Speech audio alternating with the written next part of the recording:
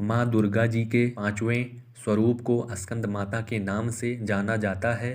ये भगवान स्कंद कुमार कार्तिकेय नाम से भी जाने जाते हैं। ये प्रसिद्ध देवासुर संग्राम में देवताओं के सेनापति बने थे। पुराणों में इन्हें कुमार और शक्तिधर कहकर इनकी महिमा का वर्णन किया गया है। इनका वाहन मयूर अर्थात मोर है, अतः इन्हें मयूर वाहन के नाम से भी अभिहित किया गया है। इन्हीं भगवान स्कंद की माता होने के कारण माँ दुर्गा जी के इस पांचवें स्वरूप को स्कंद माता के नाम से जाना जाता है।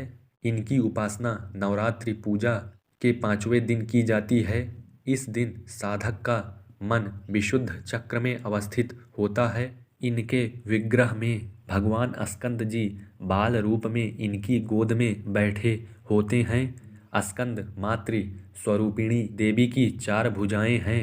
ये दाहिनी तरफ की ऊपर वाली भुजा से भगवान स्कंद को गोद में पकड़े हुए हैं और दाहिनी तरफ की नीचे वाली भुजा जो ऊपर की ओर उठी हुई है उसमें कमल पुष्प है।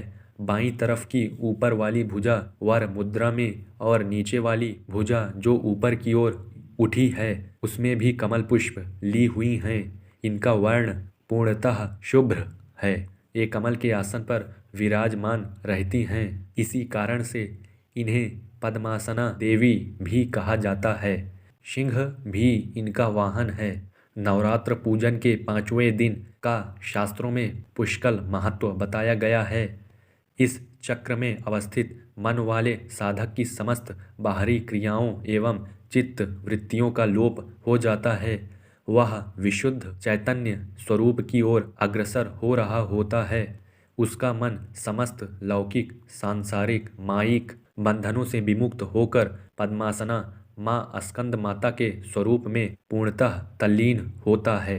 इस समय साधक को पूर्ण सावधानी के साथ उपासना की ओर अग्रसर होना चाहिए। उसे अपनी समस्त ध्यान वृत्तियों को एकाग्र रखते हुए साधना के पथ पर आगे बढ़ना चाहिए। माँ स्कंद माता की उपासना से भक्त की समस्त इच्छाएं पूर्ण हो जाती हैं।